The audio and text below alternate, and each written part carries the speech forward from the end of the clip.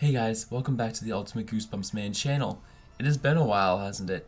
I know I've been away for a while. It's been kind of crazy lately with school and with work and all this other stuff going on in my life.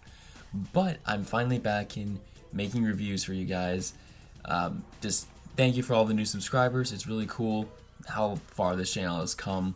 And I just really love making content, and I really hope I can get back into making it a bit more frequently for you guys, because again, I have been seriously slacking on it. But today I'm bringing you guys another book review, and this review is for another Classic Goosebumps book. It's book number 6, Let's Get Invisible.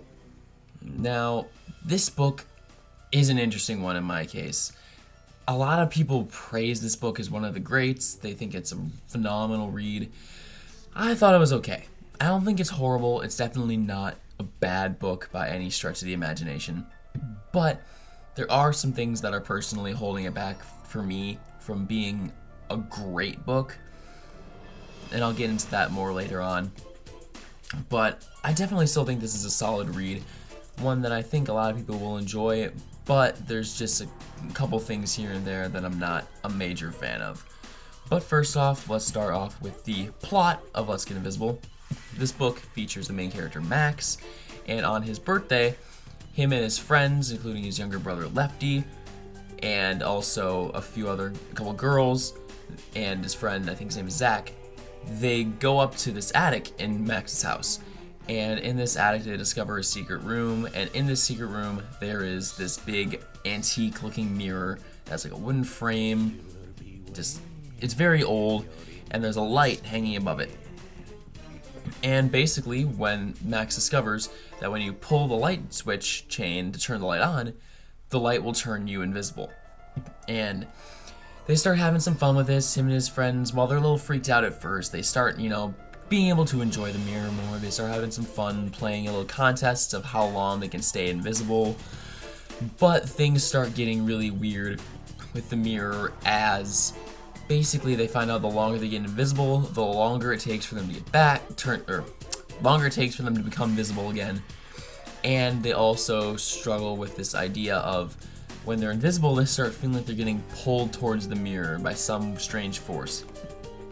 And the story just kind of revolves around that, and eventually it is revealed. I'm not going to spoil it actually, but there is a big reveal in the end about what's going on with this mirror, what may be happening when these people turn invisible, and it's a pretty solid read. Again, if you know the book, you know the main twist reveal, but I'm not going to spoil it for you guys if you haven't actually read it yet. And yeah, that's basically the plot synopsis. It's pretty standard, pretty plain plot, honestly. Nothing too much happens. It's kind of just this back and forth of them turning invisible, playing some games with it, and having these contests. Something weird happens with the mirror. They start being pulled towards the mirror, and then they turn back visible again. It takes longer. It's just kind of a very copy and paste kind of storyline throughout it, and there's just a lot of repetitiveness in my opinion. But let me start off with the strengths of this book. I think this book has a really solid atmosphere throughout it. I think the attic was a really cool setting for it, and that's pretty much where the story mostly just takes place. It's a pretty self-contained story overall. There's a couple elements here and there that take place outside of it, but most of it does take place within the attic of Max's home and them messing around with the mirror. And I think that's cool.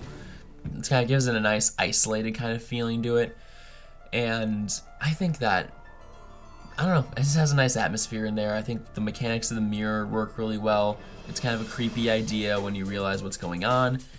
And yeah, I just think that works really well. There's also a really cool allegory in this book, which is an allegory on addiction, mainly drug addiction. Obviously, there's no drugs in this story, but the metaphor for drugs is the mirror and this kind of feeling of them becoming invisible. And just the way they're kind of addicted to doing these challenges and constantly wanting to turn invisible and uninvisible. And that's just kind of where this allegory comes into play. If you want to see us talk a little bit more about it, there's actually an episode of Goose Junkies in which we compared this to Catching Cold from The Haunting Hour. Another great episode of Haunting Hour.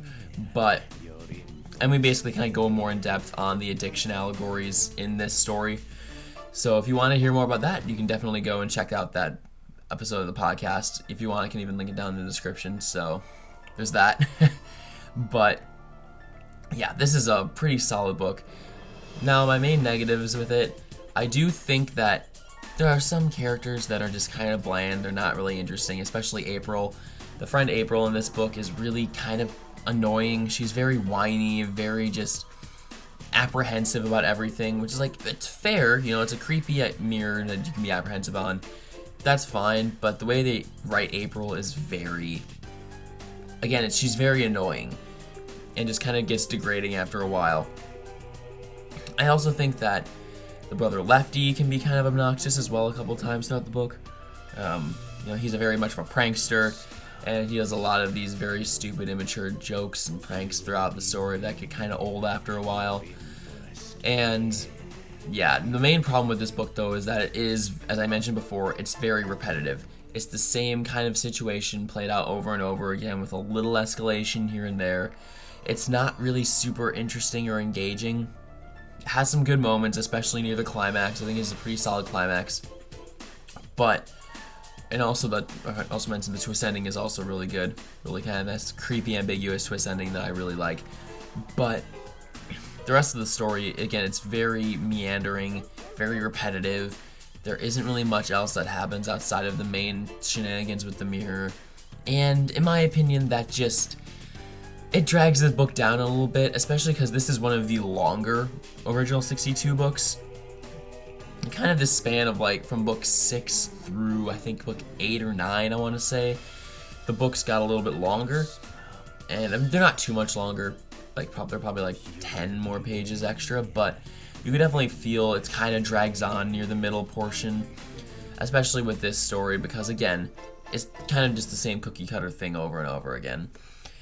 And yeah, that's really it. I don't really feel there's any other glaring issues with this book. It's a very enjoyable read overall.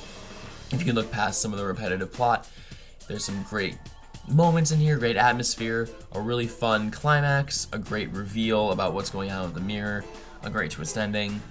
There's a lot of good stuff, and again, the addiction allegory is also a very nice touch to add to it. I think that definitely adds a little bit more of that metaphorical aspect to the story, and it definitely has a bit more meaning than some of the previous Goosebumps books, which were, you know, didn't really have many allegories. They were just kind of your just stereotypical kids' horror books. I would say this is probably the first Goosebumps book to have a kind of allegorical idea behind it, and I really like that.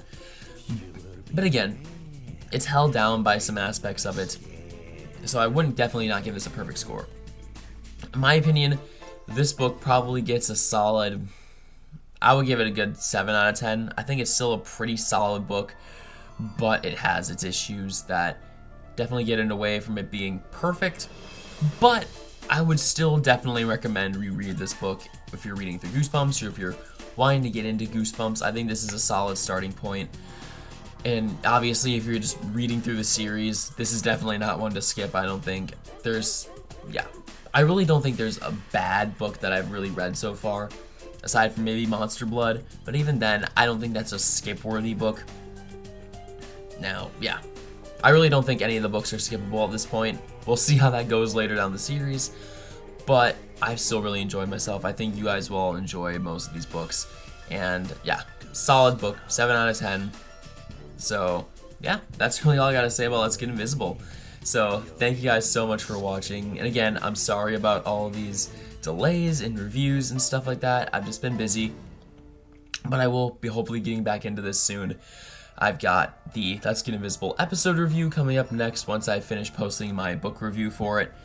And yeah, really excited to get into that. I have about 5 or 6 books and like 5 episodes I need to review yet, so I've got a lot of content coming your way, guys. So thank you so much for watching, and I will see you all in the next video.